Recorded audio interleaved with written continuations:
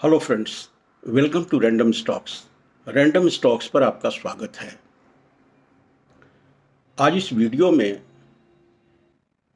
Investment के दुनिया के ऐसे जादूगर के बारे में बात करना चाहते हैं जिसने वॉरेन बफेट को वॉरेन बफेट बनाया है। बर्कशायर हाथवे को बर्कशायर हाथवे बनाया है।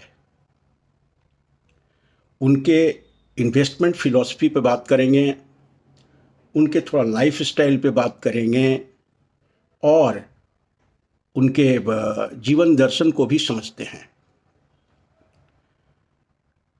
मैं जिस शख्सियत का नाम ले रहा हूँ वो किसी पहचान का मोहताज नहीं है। इन्वेस्टमेंट की दुनिया का वो जिस तरह से वॉरेन बफेट गुरु समझे जाते हैं वैसे ही उनका मुकाम है। मैं बात कर रहा हूँ चार्ली मंगर की। चार्ली मंगर गजब के शख्सियत थे। वो एक लॉयर थे। स्टॉक मार्केट और बिजनेस से उनका कोई नाता नहीं था, लेकिन उनके टैलेंट को पहचाना वॉरेन बफेट ने और उनको बर्कशायर हाथवे में वाइस चेयरमैन बना दिए। और उनके आने के बाद बर्कशायर हाथवे का कायाकल्प हो जाता है। उसका पूरा विजन बदल जाता है और इन्वेस्टमेंट फिलॉसफी जो था वॉरेन बफेट का, उसमें एक गजब का बदलाव लाते हैं चार्ली मंगर। तो इस तरह का उनका शख्सियत है। वॉरेन बफेट, जैसा कि आप जानते हैं, he is the Guru of value investing. और ज़िंदगी में उन्होंने जो भी पैसे कमाए वो अपने इसी इन्वेस्टमेंट फिलॉसफी के दम पे बनाए हैं। उनका फिलॉसफी था, यदि $1 का कोई बिजनेस है तो उसे $0.75 पे खरीदो और $1 या $1.5 आता है तो उसको एग्जिट कर लो। ये था वॉरेन बफेट का वैल्यू इन्वेस्टिंग। लेकिन चार्ली मंगर इसको एकदम से पलट देते हैं। कहते हैं, वो सिखाते हैं स्मार्ट वैल्यू इन्वेस्टिंग। आप $1 के बिजनेस को 1.25 बिजनेस में खरीदो और देखने की कोशिश करो कि वो 10 साल में $10 का होता है कि नहीं। यदि वो $10 10 साल में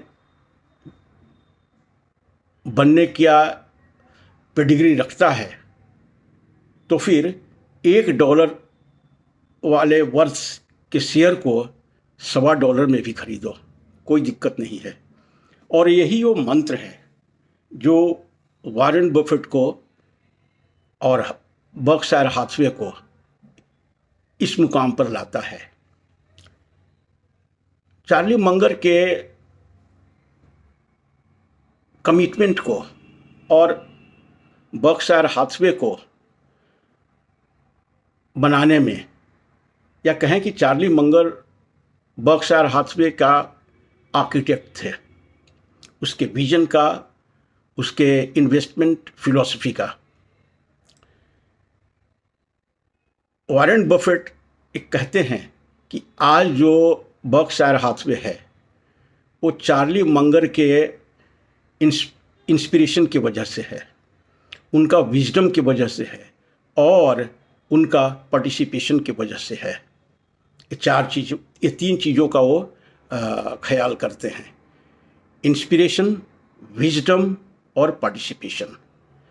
अब वॉरेन बफेट जैसी हैसियत जिस शख्स के बारे में इस तरह के शब्दों का उपयोग कर रहा है तो उस आदमी का मुकाम क्या है, विजन क्या है, इसको सामने रखता है। वो बहुत चीज़ों में अलग थे। वॉरेन बफेट जिस तरह से 1958 से वो वही फ्लैट, वही हाउस में रह रहे हैं, वैसे ही चार्ली मंगर एक ही हाउस में 70 ईयर्स टिल हिज लाइफ वो रहते हैं। वो कहते हैं कि fancy houses can make you less happy, not happier.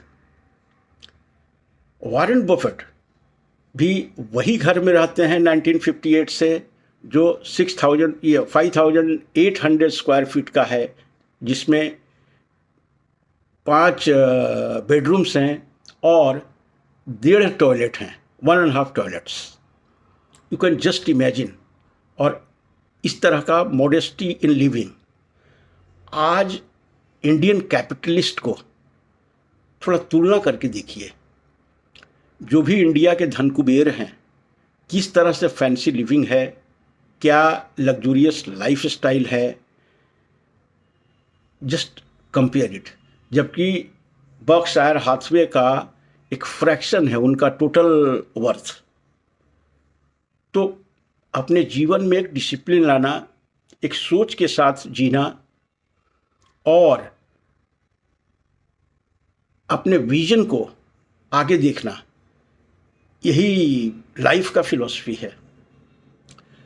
Investors के लिए वो एक जगह लिखते हैं कि always take the high road,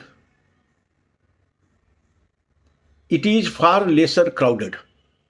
वो कहते हैं कि हाई रोड पे ट्रेवल करें क्योंकि वहाँ भीड़ कम होती है। और ये वीडियो के बैकड्रॉप में यही थीम है जिसके बारे में हम आप लोग के साथ चर्चा करने आए हैं। क्राउड, जैसा हम कहते हैं, वहाँ नॉइज है, वहाँ कोलाहल है, वहाँ पे कोई गुण नहीं है, विद्या नहीं है, ज्ञान नहीं है। तो इस क्राउड से अलग खुद को कीजिए। जितने भी हिस्टोरिक पर्सनालिटी हुए हैं किसी भी फील्ड में, वो खुद का उनका जीवन बड़ा ही एथिकल रहा है और क्राउड से हट करके रहा है। अपने जीवन में या बिजनेसेस में चार्ली मंगर कंपनी के एथिकल वैल्यूज़ को काफ़ी महत्व देते हैं। कहते हैं वैसे कंपनीज में बिल्कुल इन्वेस्टमेंट ना करें जिसमें मैनेजमेंट का एथिकल ओरिएंटेशन उस हद तक का नहीं है। अब इंडियन कॉन्ग्लोमरेट्स में कितने आदमी इस एथिकल स्टैंडर्ड पे खड़े उतर पाते हैं, अब ये तो सोचने वाली बात है। लेकिन वो एथिक्स को अपने लाइफ में भी और अपने बिजनेस में भी काफ़ी इम्पोर्टेंस देते हैं। अब आज का ये वीडियो चार्ली मंगर का ही था। खुद को क्राउड से अलग कीजिए। और हाँ, काफ़ी वो पढ़ा लिखा करते थे। कहा जाता है कि वो एक दिन में एक बुक फिनिश कर देते थे, इतने इंटेलिजेंट थे, इतना उनका मेमोरी पावर था। तो बुक्स के बारे में उन्होंने काफ़ी अपने लेक्चर्स में, सेमिनार्स में, इंटरव्यूज़ में काफ़ी इम्पोर्टेंस देते थे। इसलिए हमारे चैनल का भी ये उद्देश्य है कि इसमें मोटिवेशनल के साथ साथ बुक्स के बारे में, वैसे पर्सनालिटीज़ के बारे में चर्चा किया जाए जिनका इन्वेस्टमेंट वर्ल्ड में एक अपना मुकाम है, एक अपना स्थान है। अब इसी क्रम में परसों हमने विजय कीडिया साहब के बारे में बात किया था, उनका एक इन्वेस्टमेंट फिलॉसफी उसमें डिस्कस किया था। और आज हम चार्ली मंगर को आपके साथ लाए हैं। आप गूगल में इनके लाइफ के बारे में पढ़िए, इनके जीवन दर्शन के बारे में पढ़िए, इनके इन्वेस्टमेंट फिलॉसफी के बारे में पढ़िए। It will make you richer in your wisdom. Thank you so much for watching the video. Thank you.